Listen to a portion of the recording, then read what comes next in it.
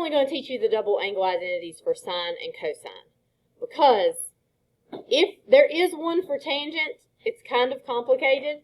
And do you really need one for tangent? Because tangent is sine over cosine, so you could always just kind of work it that way. So we're just going to do sine and cosine. So the double angle identity for sine of 2 times theta is 2 sine theta cosine theta. And cosine of 2 theta is cosine squared theta minus sine squared theta. Okay, so that, like, we saw that show up a couple times in some of these, like, identities. We could have used it, although on the problems I gave you, it wouldn't have been the best way to go about it, probably. So here's an example. The function k is given by k of x equals 4 cosine 2x. Which of the following is an equivalent form of k of x? So clearly, I can see in all of my examples, or all my answer choices here, none of them have a 2x. So a double angle identity has been used here so that it no longer has the 2x on the inside of the parentheses. So my cosine double angle identity is that cosine of 2x equals cosine squared x minus sine. Squared x, I don't know what that did. It's possessed. There. So I can take k of x, and instead of writing cosine of 2x, I can, make sure you put parentheses, do cosine squared x minus sine squared x. So, is that an answer choice?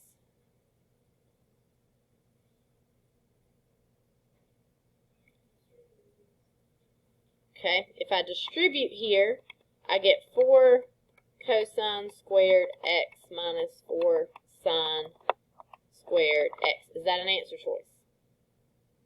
It is not an answer choice. It's really close to an answer choice.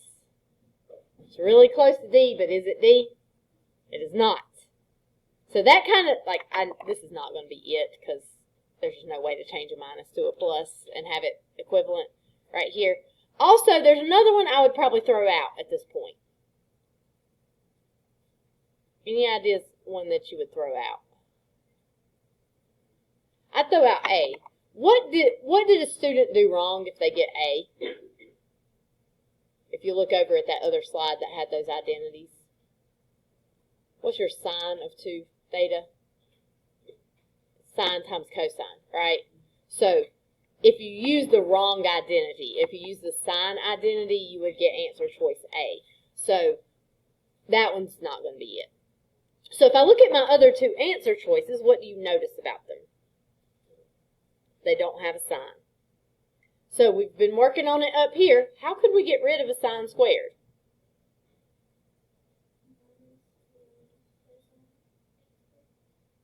I think you said that wrong, but I think you're thinking the right thing. 1 minus cosine squared, right? Because it is a fact here. It is a fact that sine squared x equals 1 minus cosine squared x. It's just like a rearrangement of the Pythagorean identity. So for this, I can replace, make sure here when you plug this in that you put parentheses, 1 minus cosine squared x. Those parentheses are going to be really important because this 4 needs to be distributed right here. So now we've got 4 cosine squared x minus 4 plus 4 cosine squared x. And I can combine that 4 cosine squared x with the 4 cosine squared x, and I will get 8 cosine squared x minus 4.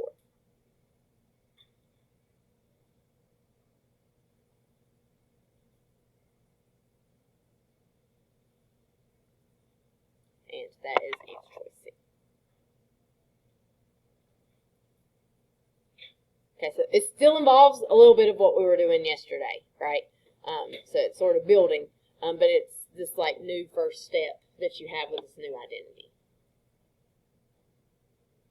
And the answer choices kind of dictate like how far you go with this, because it would have been easier if they had like made the answer for cosine squared x minus 4 sine squared x. For that. Questions? All right, let's keep moving. All right. This type of problem is asking us to use a double angle identity in reverse, right? So I know that if I've got 2 sine x cosine x, that it equals sine of 2x. That's our identity that we had on that first slide, right? So in this case, I've got 2 sine of pi over 14 times cosine of pi over 14. In this case, that's in the form of my double angle identity. 2 sine something cosine something, right? So in this case, I can write these together as sine of 2 times whatever that angle was that I was taking the sine of. In this case, it's pi over 14. And that 2, I can make it a fraction by putting it over 1. The 2 and the 14 are going to reduce right there, and I will get sine of pi over 7.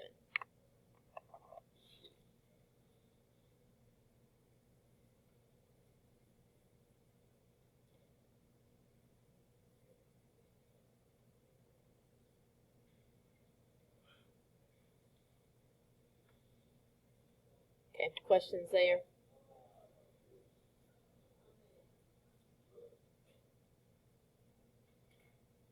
All right, next one. Figure shows a circle centered at the origin with an angle of theta in standard position.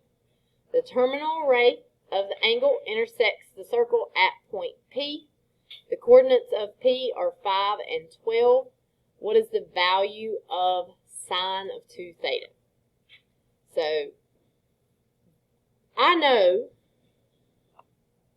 that sine of 2 theta equals 2 sine theta cosine theta, right? That's the fact that we used. And since on this picture I don't have a 2 theta anywhere, but I do have a theta, this is what I want to use here. So in this case, if I'm thinking about sine, cosine, and tangent of this triangle basically here, this is not the unit circle, I'm going to think about the lengths of the sides of this triangle. So what is the length of that bottom side of the triangle? It is 5, because that is my x coordinate of this point, right? Which means I start at the origin and I go to the right 5. What is the dotted line right there? What's its length? That is 12. What is the hypotenuse of this triangle? You can do 5 squared plus 12 squared equals c squared, but you don't really have to, because what I think I heard it over here, it's going to be 13 because it's a radius and they've marked it right here as 13, 0. So you would just get 13 on that side. But if you don't see that, you could do Pythagorean theorem and you'll get that right answer. Okay? So when I'm looking at theta, sine of theta is opposite over hypotenuse, right? So sine of theta, what does it equal?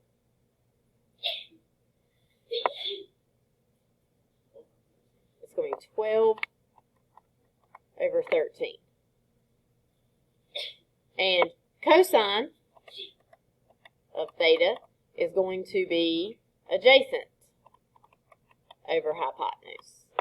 And so cosine of theta is going to be 5 over 13. So over here, the sine of theta is equal to 12 over 13. And my cosine of theta is equal to 5 over 13.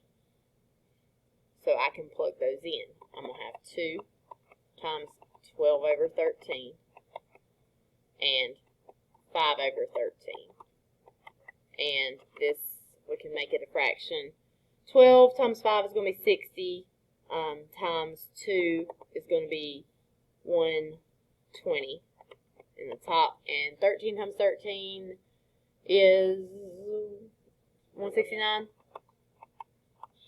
Right there. And I don't think that will reduce. Actually, it will. No, yeah, it's going to be divisible by 2, I think. No.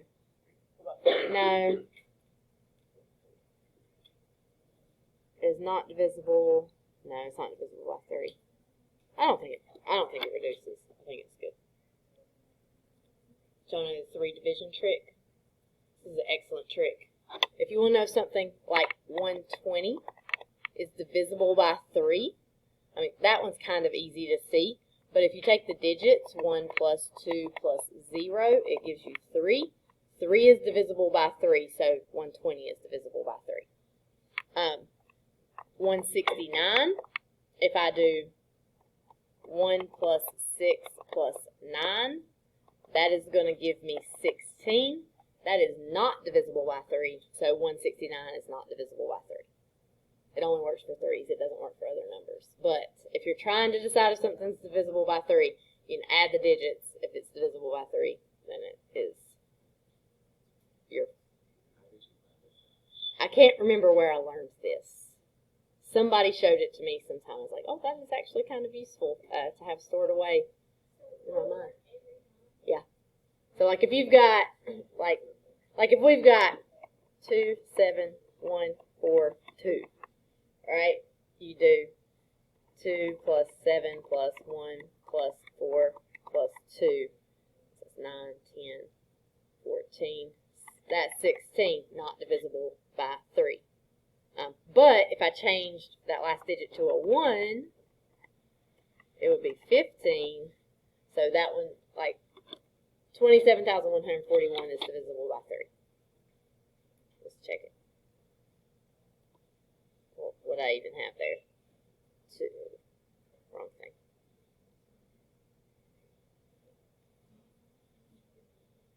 Why is it not?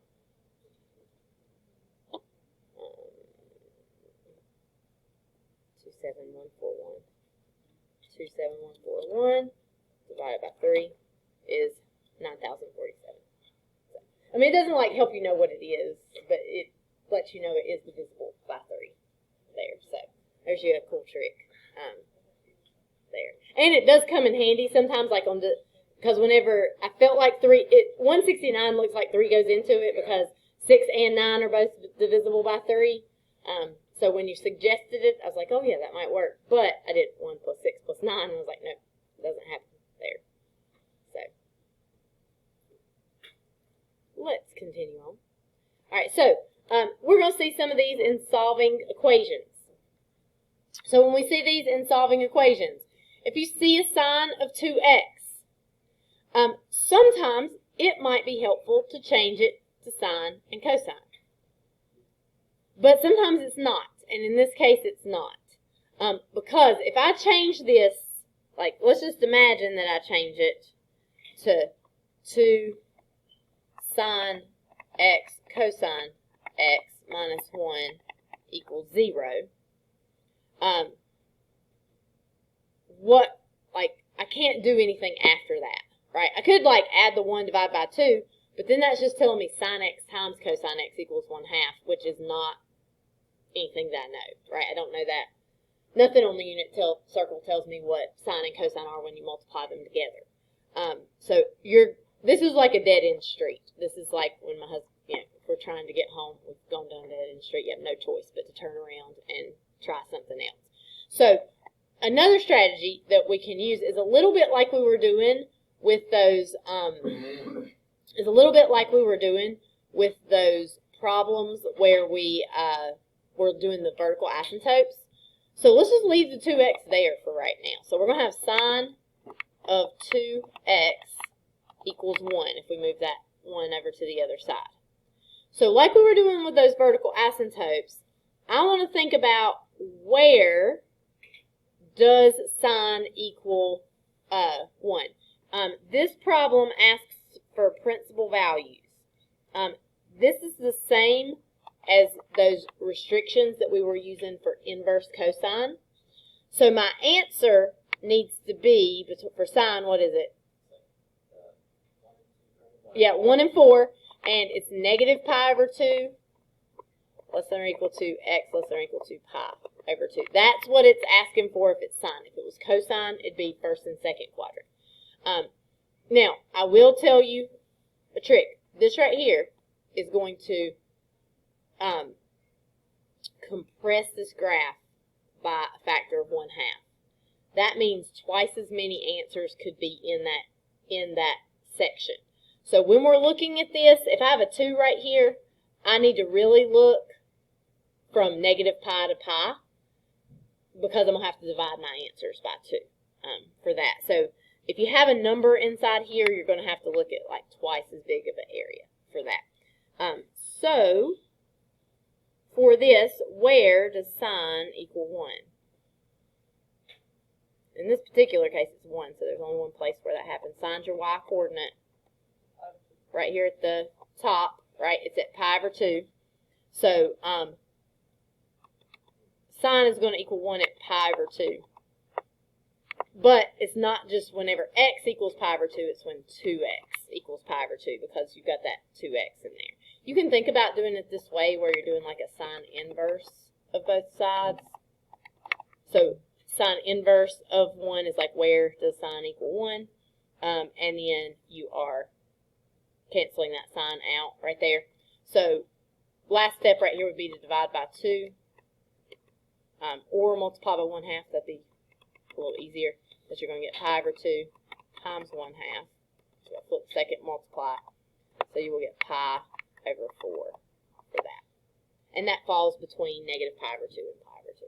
So that's the answer. There's nowhere else on this unit circle that sine equals 1, so we don't need to consider any other values for that. Okay. So just because you see sine of 2x does not necessarily mean that you need to use the identity. In particular, when it's in an equation by itself, this is usually what you do instead. Okay, now for this one, I've got a sine and a cosine. So if I have a sine and a cosine, I probably am going to have to use an identity here, right? It's not quite as simple as the last problem. So we're going to use that cosine identity here. We're going to have negative 1 minus 3 sine x equals, and this is cosine squared x minus sine squared x. So this turns it into a problem that's pretty similar to what we were doing last night. And I got squares I need to like factor, but I can't do it with a sine squared and a cosine squared. What should we do?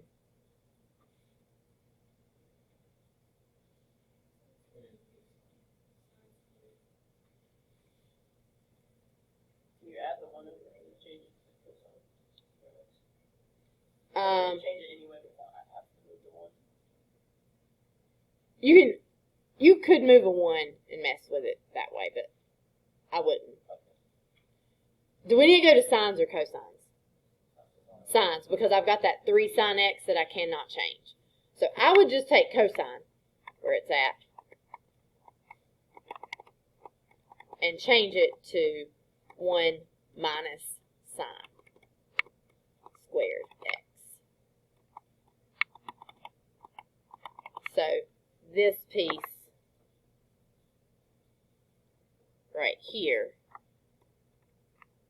becomes 1 minus sine squared x.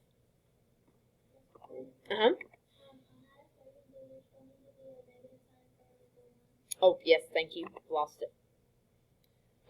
And so, now I'm going to combine my sine squared. So I got -1 minus 3 sine x equals 1 minus 2 sine squared x. And I need to move everything to one side. In this case, I would move everything to the left side over here because I don't like that sine squared being negative. It makes it harder to factor. So I would add the 2 sine squared x to move it over here. I also need to subtract the 1 right here. So I will get 2 sine squared x. Let's put the minus 3 sine x here, and then put the minus 2 there at the end.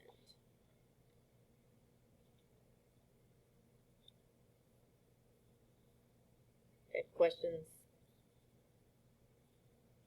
All right, what's next? Factor it. So I'm going to have 2 sine x times sine x, and this one's going to be a minus 2 right here and a plus 1 right here, because if I check it, 1 times sine x gives me positive 1 sine x. 2 sine x times -2 gives me -4, and 1 plus -4 will give me that -3 that I'm looking for in the middle. So we're almost there. We're down to the last part. So we would have 2 sine x plus 1 equals 0, which is going to be 2 sine x equals -1, and sine x equals -1/2. And I got to think about my unit circle. Sine is y coordinate, -1/2. What are we going to get?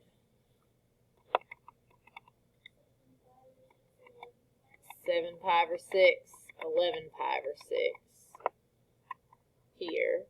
And then I also have sine x minus 2 equals 0. So that's sine x equals 2. Where does that happen? It doesn't. It never equals 2, so you just don't get any answers from that part. So really, these problems are like yesterday's problems. The first step is just that you got to use these new identities here. All right. Okay, sum and difference formulas. These look super complicated, but they're not the worst in the world to use. And I have some songs for you to help you memorize them. So, whenever you are doing sine of x plus or minus y, you are going to get sine of x cosine of y. So notice like x is first, y is second, x is first, y is second here, sine, cosine. Notice I got plus or minus here. I also have plus or minus here, right? The sign stays the same. It doesn't mean you have both. It means that if you have a positive here, you will also have a positive here. And then I've got cosine, sine, but the x and the y stay in the same order, right? Notice x, y, x, y. So it stays the same order for both of them. Notice down here for the cosine, I got a plus or minus here, but then I've got an upside down plus or minus over here. What does that tell us about this formula? It flips it. So if you have a positive here, you're going to have a minus here. If you have a minus here, you're going to have a positive over here. So my songs for this, I can't remember who taught them to me, but somewhere somebody had, they're not so much songs, but for sine, it's more of like an army chant sort of thing. It's not really a song. It's like the chants they chant when they're marching. So it goes sine, cosine, cosine, sine. The sine of the sine is mighty fine. And that means, like, sine of the sine is mighty fine means you keep it. Like, keep that sign. It's S-I. Let me even write that out. Because it's sine and sine that are different words. So it is sine, cosine, cosine, sine. The sine, S-I-G-N, of the sine, S-I-N-E, is mighty fine.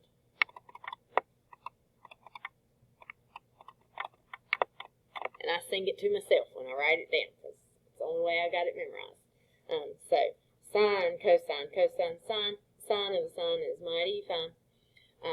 Cosine's even more fun, because for cosine, we are going to do the cosine conga. So that one's going to be good. So whenever you're doing the cosine conga, you're going to have cosine, cosine, sine, sine. Don't forget to change the S-I-G-N sign, but you got to say it. It's like you can do your arms like this to kind of help you remember. So it's it is oh gosh, gotta get it together here. So it's like cosine, cosine, sine, sine. Don't forget to change the sine. You kind of got to add an extra "on" in the order to work. So cosine, cosine, sine, sine. Don't forget to change the sine. It's gonna help you. You'll sing it. It's terrible, but it helps. I sing it every time I write one of these down. All right. So for these. Does the X or Y like ever change? It's always X, Y, X, Y. So whatever comes first goes with the first one, and then, so it's always X, Y, X, Y, both of them. All right. So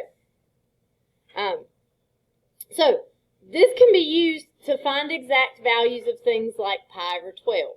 Now, your calculator will give you a pretty close value, so you might not be all this interested, but they've said that we have to be able to do this, right?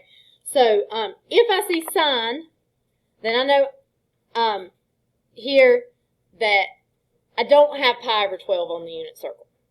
So since pi over 12 is not on the unit circle, I got to think of values that I do know on the unit circle, right? So I've got here, let's just think of first quadrant. No sense in going outside the first quadrant for this one. I've got pi over 6, pi over 4, and pi over 3. I could give all of them a denominator of 12, right? Because pi over 3 would be equal to 4 pi over 12. Pi over 4 would equal 3 pi over 12. And pi over 6 would equal 2 pi over 12. So on this, you've got some options of how to deal with this. Because 4 pi over 12 minus 3 pi over 12 is pi over 12. Or 3 pi over 12 minus 2 pi over 12 is pi over 12. Or if you want to go outside of the first quadrant, it's going to happen a bunch of other places. But I wouldn't go outside of that first quadrant when these will work. Yeah. Could you take the 5 or 6 value and cut it in half? You cannot. It doesn't work that way. Okay. It doesn't. So like, it's not like 2 times the sign value, so it does not work. You can't just cut it in half.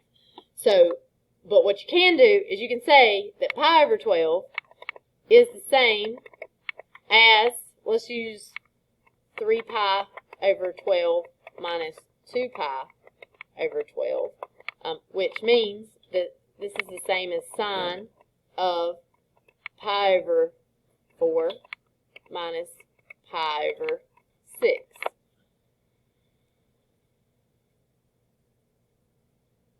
And of course, this would be calculator inactive, because if it was calculator active, you wouldn't get an exact value, but you could type it into the calculator. So, in this case, I can do my sine sum and difference formula, right?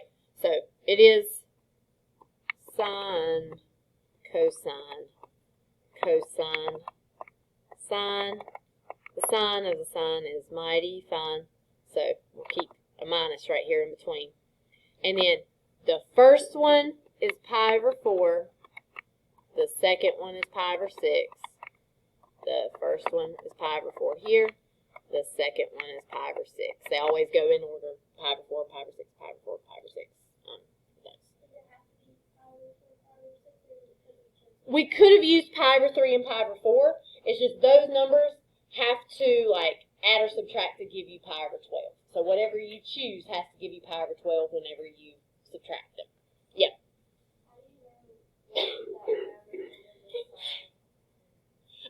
Always the first value here is going to go first in both of those expressions, and the pi over 6, the second value, goes second in both of those expressions.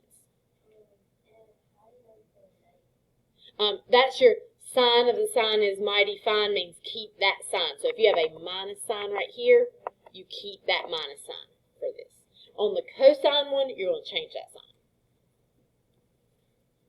All right, so now we just need unit circle values. So at this point, I've got square root of 3 over 2, 1/2. At this point, I've got square root of 2 over 2, square root of 2 over 2. So sine of pi over 4 is square root of 2 over 2.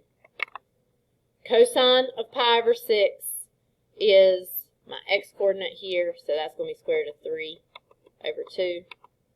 And then I'll have cosine of pi over 4, which is square root of 2 over 2. And sine of pi over 6 is going to be 1/2 right here. We're going to simplify this a little bit. There's not a ton you can do with it. When we multiply these two fractions together, we multiply straight across. Square root of 2 times square root of 3 is square root of 6. 2 times 2 is 4. You cannot reduce those because 6 is under the square root and 4 is not. So you cannot reduce those. Here you're going to get square root of 2 over 4. They might write it like this. They also might, since those have common denominators, write it as square root of 6 minus square root of 2 all over 4, like that. So, like, even though both have a common denominator, you still can't subtract them unless they're the same on the inside? Correct. Because so if we did that, we'd get square root of 4, which would be 2, which is not right. It does not equal square root of 6 minus square root of 2 if you type it in. So that in order to do that, you would have to have like you can multiply things that are under the square root together, and you can divide things that are under the square root together, but you cannot add or subtract them unless they're the same number. Like if I have square root of 6 minus square root of 6, I could say it's 0 for that. Okay, questions? All right.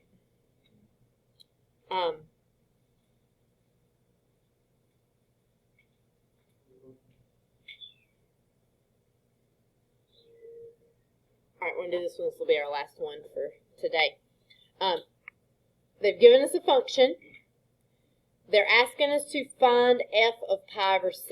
What does that mean I need to do with pi over 6? I got to plug it in for x right here. So it's asking me to find cosine of pi over 6 plus 2 pi over 3.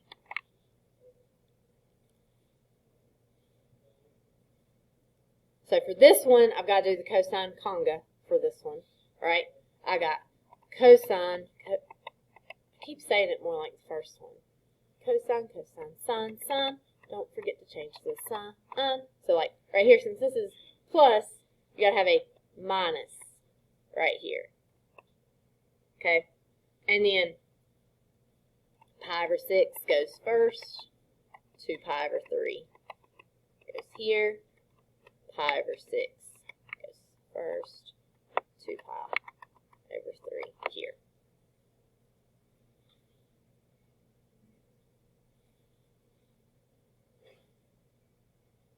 And so these are unit circle values. If they're not, you won't be able to do the problem. So at pi over 6, we've got square root of 3 over 2, 1/2. At 2 pi over 3, right here, we've got negative 1/2 square root of 3 over 2. So cosine of pi over 6 is square root of 3 over 2. Cosine of 2 pi over 3 is negative 1/2.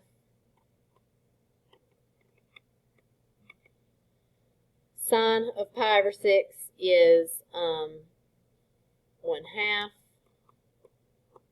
Sine of 2 pi over 3 is square root of 3 over 2.